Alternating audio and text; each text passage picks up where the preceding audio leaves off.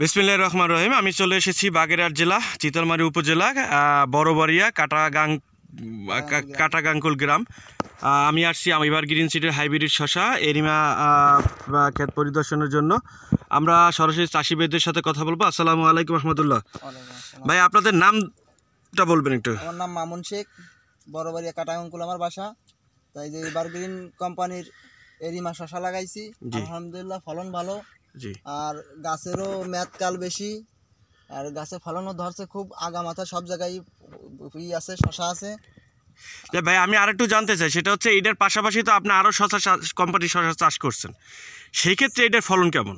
সেক্ষেত্রে সব দিক থেকেই এটার ফলন ভালো। এটার ফলন ভালো, গাছের মেয়াদকালও ভালো, গাছের জীবনকালটাও ভালো। জীবনকালটা। আচ্ছা, আপনি এটা কয়বার হারভেস্ট করছেন?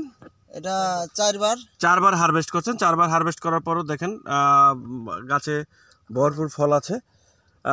তো মামুন ভাই আমি আরেকটু জানতে চাই, সেটা হচ্ছে আপনার আশেপাশে যারা চাষি আছে তারা কি আপনাদের এই ফলনটা দেখছে?